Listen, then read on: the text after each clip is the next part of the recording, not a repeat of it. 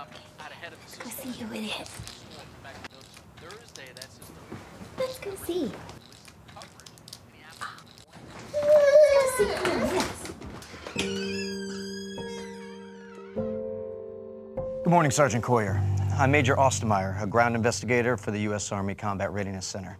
On behalf of the CRC and our team, we'd like to give you our condolences on your unit's loss. Now, we're not a legal 15-6 or CID investigation. Our safety investigation is for accident prevention purposes only. So the information you provide us today will help us figure out what happened, why it happened, and how the Army can mitigate similar mishaps from occurring in the future. So we thank you for your time and assistance this morning. With that said, the rest of the team will quickly introduce themselves so that you know with whom you're speaking with. Good morning, Sergeant Coyer. Major Hartman, board surgeon. I'll be reviewing the medical response post-mishap, as well as any medical analysis. So thank you for coming in this morning. I'm Chief Reeves, maintenance tech for the BSB. I'm focusing on the equipment, maintenance procedures, and driver's training program. I'm also the subject matter expert for the Humvee platform. Sergeant Coyer, I work with Major Ostermeyer at the Combat Readiness Center, conducting safety investigations. I'm a logistician by MOS. Please be as honest and as open as you can, as this will help your peers throughout the Army. Thanks for assisting us today. Sergeant Coyer, can you let us know what your duty position is, where you were at the time of the mishap, and if you could just walk us through what you remember from that day in mission? I'm Sergeant Coyer. I'm a 9-2 Yankee Supply Sergeant for Delta Forward Support Company. I was the commander in the vehicle that rolled over in the Humvee. I thought the mission was rushed from the start. We had a planned log pack late that evening, around 1900, but at around 1400, our platoon leader, First Lieutenant Dixon, he gathered a platoon and gave us a frago for an emergency resupply mission with an SB time of 1500. We didn't have a convoy briefing or rehearsal. All right, team. We just received a change in our mission. The battalion needs an emergency resupply no later than 1545. That means we need to SP at 1500 hours. We'll convoy to LRP Alpha 2. Hey, look, we've driven this route several times, so it should be no different and an easy mission. Make sure your vehicles are loaded with the requested ammo package and be lined up by 1445. Roger? Whoa. Specialist Martin, thank you for your recollection of the mishap. Now, if you don't mind, I'd like to ask a couple follow-up questions just to make sure that I fully understand. You mentioned that everyone was in a rush due to a change in the timeline. Can you elaborate on this change, and what do you feel was rushed? Yes, sir. Each day we had 2 scheduled log packs, one at 700 and another at 1900. The emergency resupply significantly changed our timeline by 4 hours and caught us off guard. We had to rush to load the vehicles, and we didn't do our normal pre-combat checks and inspections. Hey, Tucker, grab the ammo and get it secured in our Humvee. I need to assist the LT's crew and start lining up the vehicles. Roger, I'll get right on it. Is there a specific location? No, just make sure it's secured and don't move around too much. Specialist Martin, did you check to see that PFC Tucker properly secured the ammo in accordance with the load plan? Yes, sir, I looked at it. Now, when you say you looked at it, did you glance at it, or did you do a thorough inspection? I don't remember exactly. The ammo cans flew around the cabin when we rolled, so they must not have been as secured as I thought. Man, I can't believe this. Nothing all morning, and now they need us like yesterday. Banks, put your Kevlar on. Fix it. Yeah, Banks can be a problem sometimes, but he did put his helmet back on. Did you see him secure the chin strap? No, sir, I didn't. Okay. What happened next? Hey, Banks, Sergeant Coyer's busting you for not wearing your Kevlar. Tucker's not using his gunner restraint. Hey, Specialist, stay in your lane.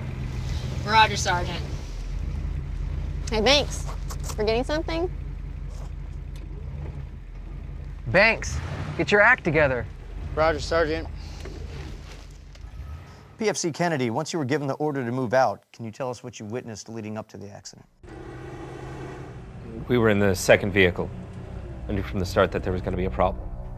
And why is that? The lead vehicle was going at least 10 miles over the posted speed limit. It was kicking up so much dust I couldn't see anything. Did you tell Sergeant Coyer that you were having trouble seeing, especially with the vehicles exceeding the speed limits? Yes, sir. I asked Sergeant Coyer to radio the LT, asking him to slow down. Alpha 1, this is Alpha 2, over. Alpha 1, this is Alpha 2. We can't keep up. Can you slow down? We're having trouble maintaining visibility. Over. Kennedy, I can't get LT on the radio. Just stay with him. I'm telling you, Sergeant, it's no good. I can't see. How did Sergeant Coyer respond when you told him again that you couldn't see? He didn't say anything. With all that dust, it was hard to know where we were in the route. Suddenly there was a curve in the road. The lead vehicle hit the brakes hard. I didn't see them until the last second.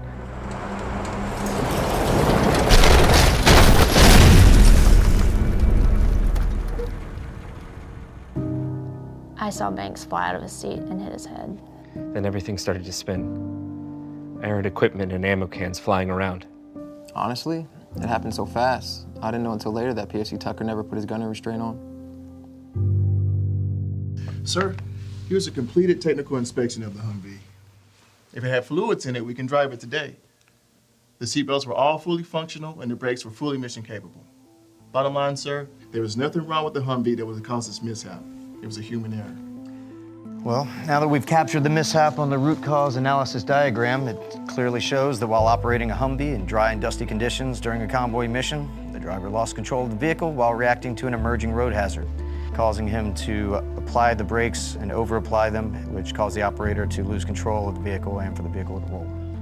Sir, we also know that the gunner wasn't wearing his gunner restraint system and was ejected from the vehicle during the rollover sequence. As a result, the vehicle struck the ejected gunner and caused fatal injuries. We also have a crew member who sustained serious injuries due to not wearing a seatbelt and not securing his advanced combat helmet.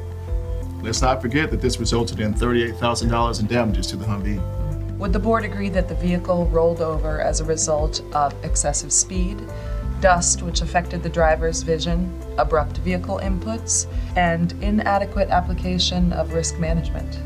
I fully agree, Master Sergeant Hidalgo. We also determined that the unit leaders had a large role to play in this mishap. The vehicle commander failed to enforce the use of seatbelts and restraint systems, as well as the posted speed limit. The platoon leader also failed to conduct rehearsals, a convoy brief, and perform pre-combat checks and inspections. This is another tragic example where if leaders simply enforced the basic standards and valued the application of the risk management process, this mishap and tragedy could have been prevented. Ma'am, I'm Major Kelly Robinson, Alpha Company, 2nd Battalion, 21st Ordnance from Fort Lee, Virginia. Are you Miss Nicole Tucker, wife of Will Tucker? Yes, I am, but Will's in the field. I have an important message to deliver from the Secretary of the Army. The Secretary of the Army has asked me to express his deep regret that your husband, Will, died in a training accident yesterday. The Secretary extends his deepest sympathy to you and your family in this tragic loss.